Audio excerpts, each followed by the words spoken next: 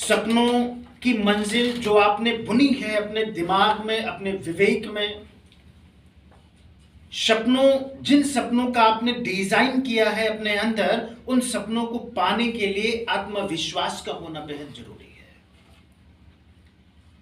और एक दिशा का होना जरूरी। मैं तो यूं कहूंगा कि वह व्यक्ति, जिस व्यक्ति के जीवन में कर्म नहीं है, जो व्यक्ति कर्महीन है, वो व्यक्ति दिशाहीन हो जाता है। और मैं इन शब्दों को ऐसे भी कह सकता हूं कि जो व्यक्ति अपने जीवन में दिशाहीन है, वो कर्महीन भी हो जाता है।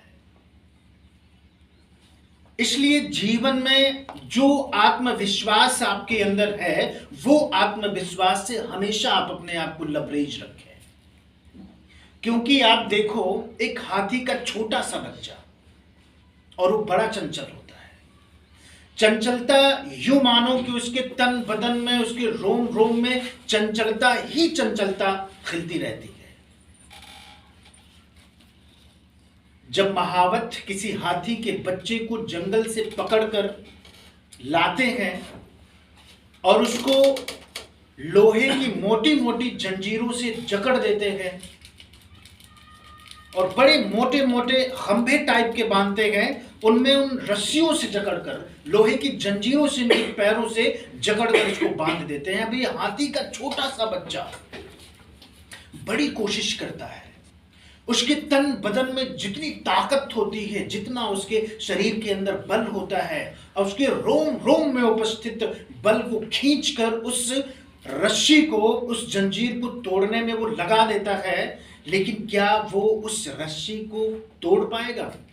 नहीं तोड़ पाएगा, तोड़ ही नहीं पाता है।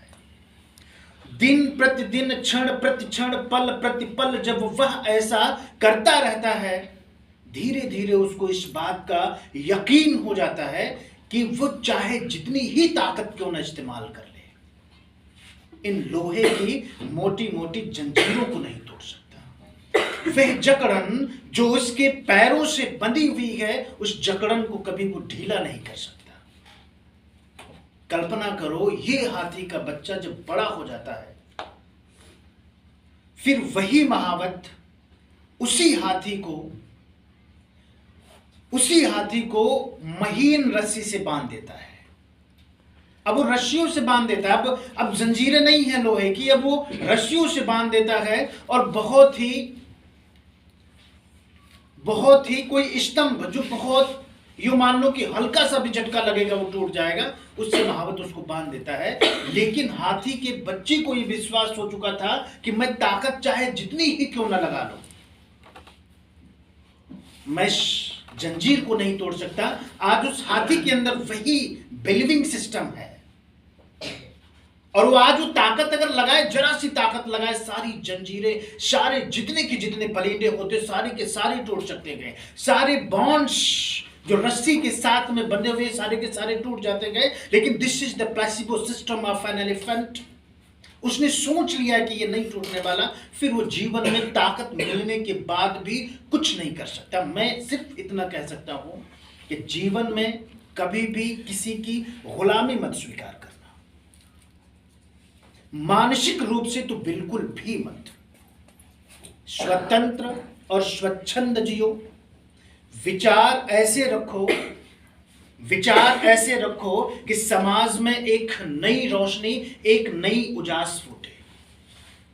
मेरा अधिकतम प्रयास होता यही है कि जो रूढ़िवादिताएं हैं, जो रूढ़ियां हैं, इन रूढ़ियों में और इन अंधविश्वासों में, इन पाखंडों में कम से कम आप तो मत पड़ो। क्योंकि आप तो इस जीवन के, आप तो इस भारत के, आप तो इस देश के, इस समाज के एक कर्णधार हैं। आप जैसी दिशा इस देश को देना चाहेंगे, देश उधर रुख कर जाएगा। क्योंकि ये पूरी की पूरी जिम्मेदारी ही विद्यार्थी के कंधों पर होती है। इसलिए हमेशा विचार, क्योंकि जो विचार होते हैं, जब विचार बनेंगे तो विचारों से ही जीवन जीने की नई संभावनाएं आती है।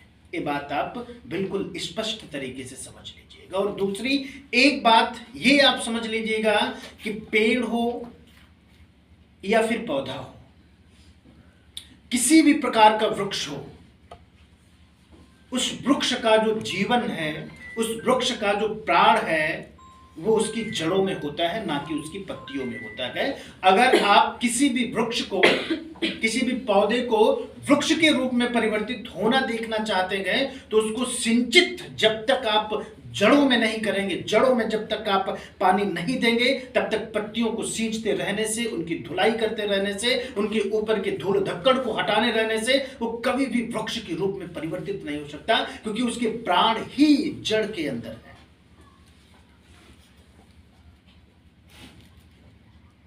मेरे अपने जीवन में और मैंने अपने पूरे जीवन में जितना अभी तक अध्यापन कार्य किया, लखनऊ में जो कोचिंग सेंटर था, बहुत से बच्चे पढ़े, आए और चले गए।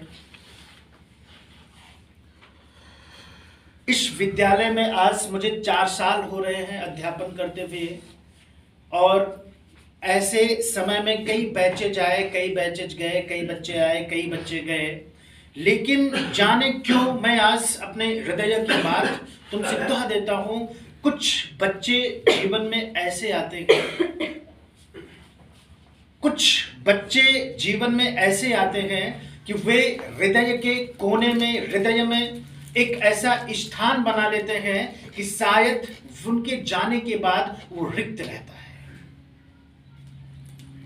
और ये बात मैं पूरी ईमानदारी के साथ आपसे कह रहा हूं कि इस ईयर में पढ़ाई करने वाले जितने भी बच्चे रहे, मेरे दिल के बड़े करीब रहे। कारण भी है, कारण यह है कि मैंने जो काम आपको दिया, जो वर्क मैंने आपको दिया, वो काम आपने भी अपनी पूरी ईमानदारी के साथ में किया। जब तक आप कॉलेज में रहे, आपने पूरा कॉलेज को भी सहयोग दिया। आज जो चेंजिंग नजर आती है, जो परिवर्तन नजर आता है, मैंने जिसकी शुरुआत करी थी, आप लोगों ने उसमें पूरा योगदान दिया है। इसका मैं क्या कहूं, मैं उन शब्दों में, मैं उन भावों को शब्दों में प्रकट करने में पूर्ण रूप से असक्षम हूं। मैं कह ही नहीं सकता, मैं बोल ही नहीं सकता, लेकिन फिर भी मैं ये कहूंगा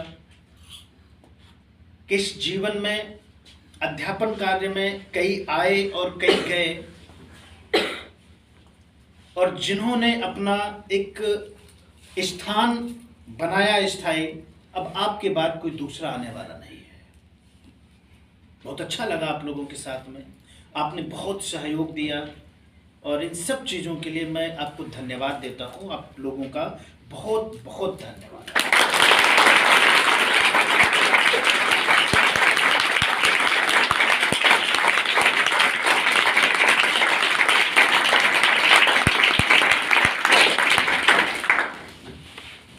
जीवन है जो हमेशा चलता है। मैं तो कहूंगा जो लाइफ है वो कंटिन्यू है। जीवन का ठहराव जीवन को परिवर्तित कर देता है। जीवन को कभी स्थायित्व मत देना, क्योंकि स्थायी जो जीवन होता है वहां पर कूप मनरूपता फैलती है। और मैं तो ये कहता हूं कि जब तक आप जियो, नई चीजों को सीखो। आपके पैरों में जूते भले ही ना हो, लेकिन हाथ में पुस्तक जरूर होनी चाहिए।